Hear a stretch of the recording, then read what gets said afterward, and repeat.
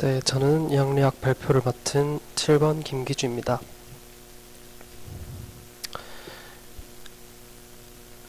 제가 맡은 부분은 콜린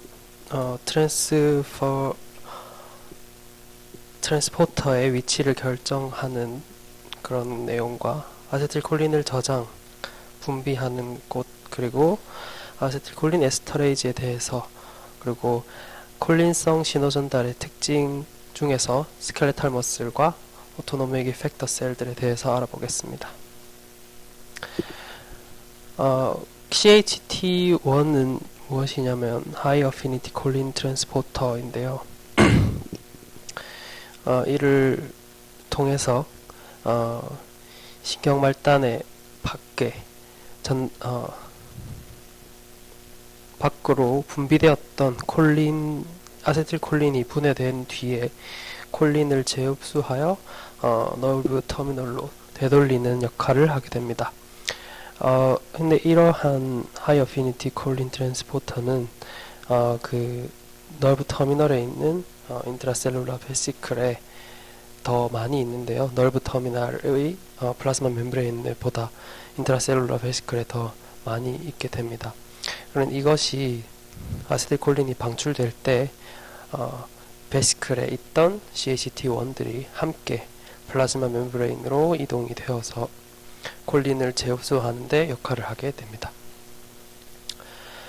이 CHT1의 역할은 이것이 왜 존재해야 하는가 하면 아세틸콜린은 물론 신경핵에서 생산되어서 엑손을 따라서 전달되어 신경말단으로 오기도 하지만 대부분의 양이 콜린을 재흡수하여서 신경말단에서 아세틸콜린을 합성하여 다시 아세틸콜린을 저장하는 게 대부분이기 때문입니다. 따라서 이 아세틸콜린을 재생산하기 위해서 너브 터미널에서 시냅스로 분비되었던 아세틸콜린 중 콜린을 재흡수하는 것이 반드시 필수적이기 때문입니다. 이 콜린 재흡수는 또한 아세틸콜린을 합성하는 것의 속도 결정 단계일 만큼 아주 중요한 단계입니다. 이 포스트 시냅틱 멤브레인에서 아세틸콜린 그 리셉터에 부착되었던 아세틸콜린이 뒤에서 나올 아세틸콜린 에스터레이지에 의해서 가수 분해된 이후에 콜린으로 분해가 되어서 이것이 CHT1을 통해서 신경말단으로 다시 재흡수가 되게 됩니다. 다음은 아세틸콜린의 저장을 보시겠습니다. 아세틸콜린은 이제 아까 말씀드렸던 CHT1에 의해서 재흡수된 콜린이 다시 신경말단으로 돌아와서 아세틸콜린이 된 이후에 이것이 다시 베시클 속에 저장이 되어야 분비가 될 수 있습니다. 이렇게 아세틸콜린을 베시클 속에 저장하는 것은 베시클로 이동해주는 것이 VACHT라는 베시큘러 아세틸콜린 트랜스포터라는 단백질인데요. 이것을 통해서 너브 터미널에 있던 아세틸콜린이 베시클 안으로 들어오게 됩니다. 이 단백질의 특성에 대해서 간단하게 설명을 드리자면 친수성인 아미노말단과 카르복시말단이 세포질 쪽으로 존재하게 되고요. 12개의 트랜스멤브레인 도메인으로 구성되어 있습니다.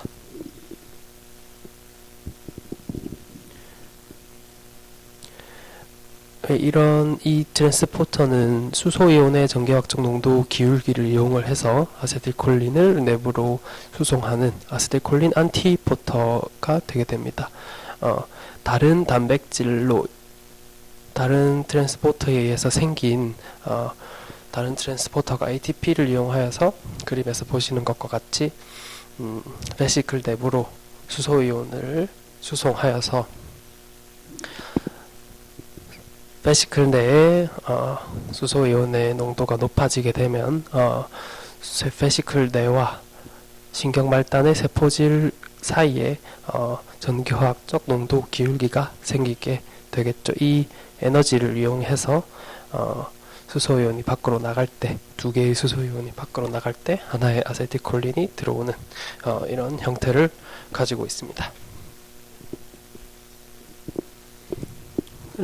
이 저장된 베시클들에 대해서 알아보겠는데요. 이 베시클들은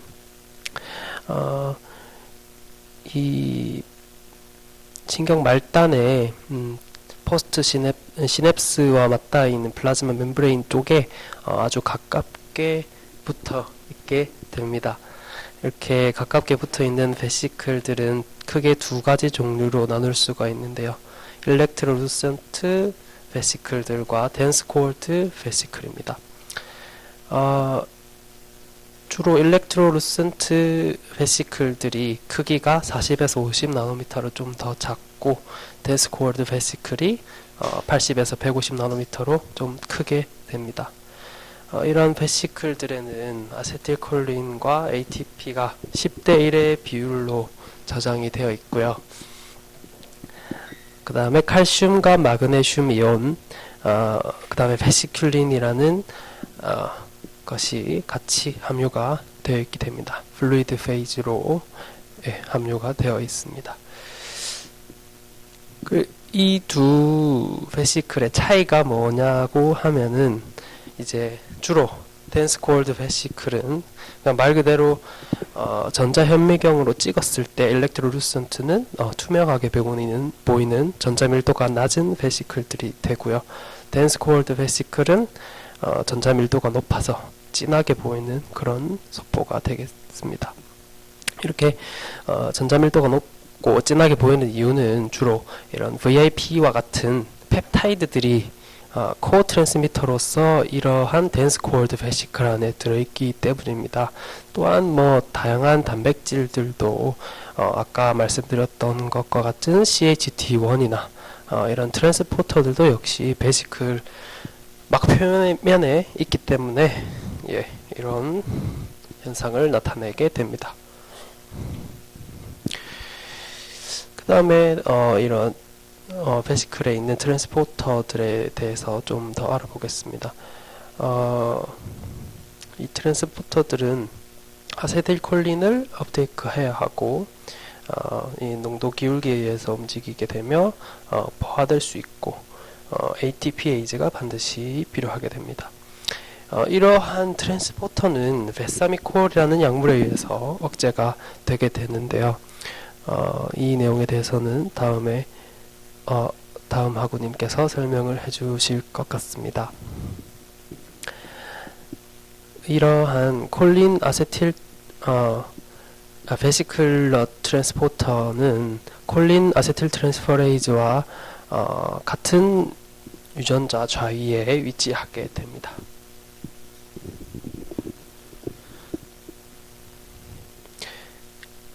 그러면 얼마나 있느냐 하면, 하나의 베시클 안에 1000개에서 5만개 분자의 아세틸콜린이 들어가 있고요.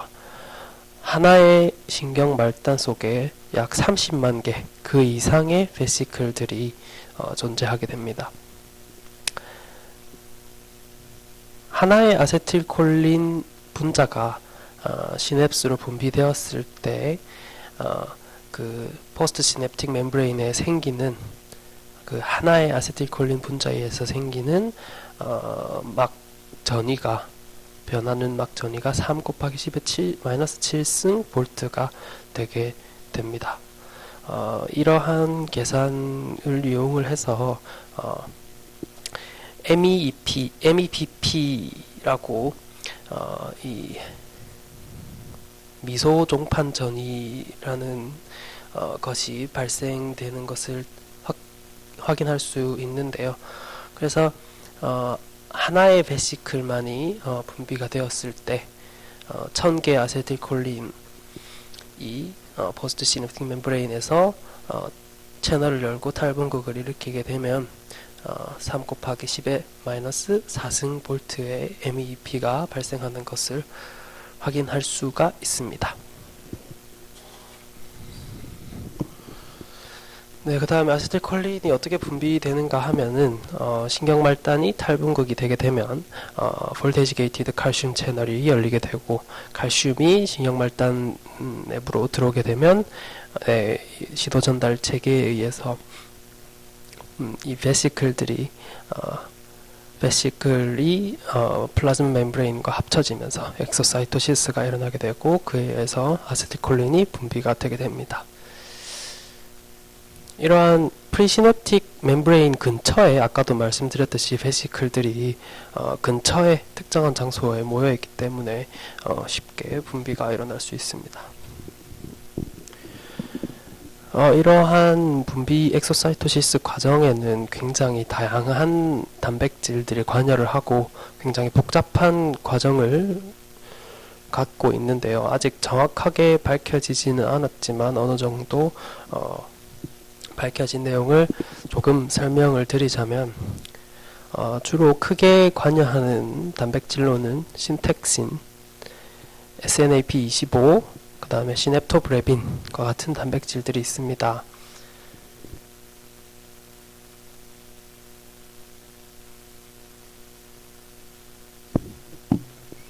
이러한 단백질들이 컴플렉스를 이루어서 엑소사이토시스에 깊게 관여하는 것으로 알려져 있는데요. 이런 단백질들이 세포 안에서 베시클과 플라즈마 멤브레인이 융합하는 데 중요한 역할을 합니다. 이러한 단백질들을 억제하는 이니비터인 보툴리눔 톡신, 테타너스 톡신이 조사되었을 때 이러한 엑소사이토시스 과정, 아세틸콜린 분비 과정이 일어나지 않는 것을 봄으로써 이러한 단백질들의 기능이 중요하다는 것을 확인할 수가 있습니다.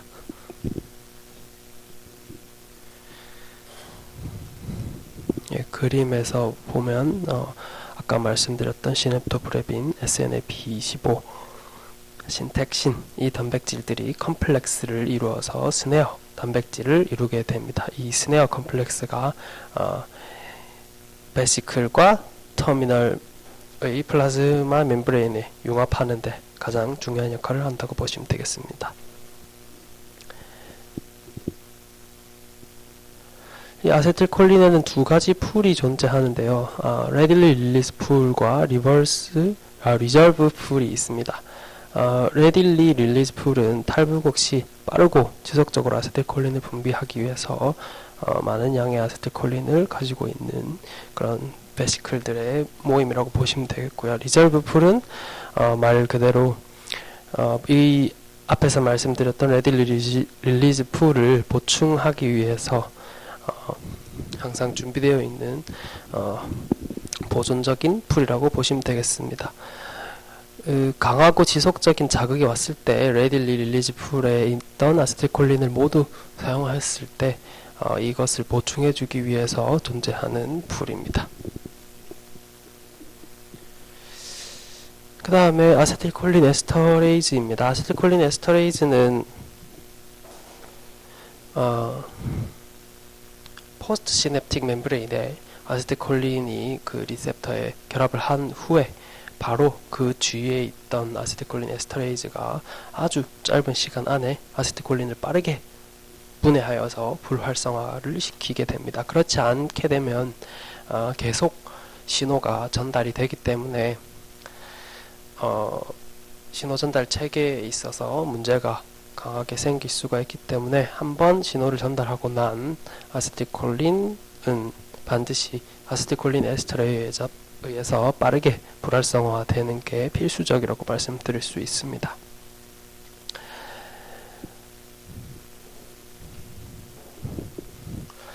그 다음에 말씀드릴 것은 뷰티릴콜린 에스터레이즈입니다. 이것도 아세틸콜린 에스터레이즈와 유사한 것인데요. 이것은 신경말단에 많이 존재하지는 않고 간에서 합성되어서 주로 간이나 혈장에 존재하는 비슷한 에스터레이즈인데요. 이거는 신경계에서는 길리알 셀이나 세틀라이트 셀에 소량 존재하게 됩니다. 이것은 식물에서 유래된 다른 에스테르들을 가수분해시키는 것입니다. 아세틸콜린 에스터레이즈와 뷰틸콜린 에스터레이즈의 차이를 말씀드리면 아세틸콜린 에스터레이즈와 뷰틸콜린 에스터레이즈는 가수분해의 비율과 선택적 저해제가 얼마나 적용되는가로 구분할 수가 있습니다.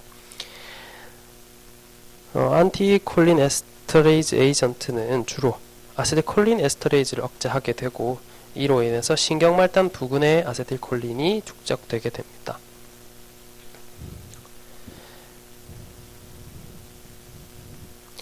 네, 마지막으로 콜린성 신호전달의 특징 중에서 골격근의 경우를 보게 되면 이 콜린성 신호전달은 각각의 아키텍처나 미세구조, 아세틸콜린 에스터레이즈의 분포 등 여러가지에 의해서 다양한 장소에서 차이를 나타내게 됩니다. 이 골격근에서 보면 아세틸콜린 주사는 운동신경 자극과 비슷한 근육 수축을 유발하게 되는데요. 아세틸콜린과 니코티닉 리셉터가 결합을 하게 되면 1마이크로세컨드 이하의 시간 동안에 채널이 열리고 5만 분자 이하의 소듐 이온이 유입이 되게 되어서 지역적인 APP가 발생해서 수축을 하게 됩니다.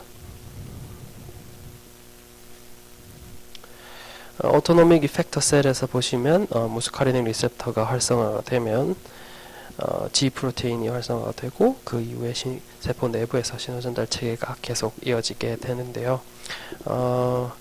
심장 전도계와 평활근, 앞에서 말씀드렸던 스켈레탈 머슬을 제외한 나머지 두 가지 근육에서는 고유의 활성을 가지기 때문에 아주 느리고 세포에서 세포로 전도되는 특성을 가지고 있습니다. 특히 심장 전도계에서는 아세틸콜린이 특이하게도 포타슘 투과열의 선택적 증가를 유발하기 때문에 과분극이 일어나게 됩니다. 네, 이상으로 발표를 마치겠습니다. 감사합니다.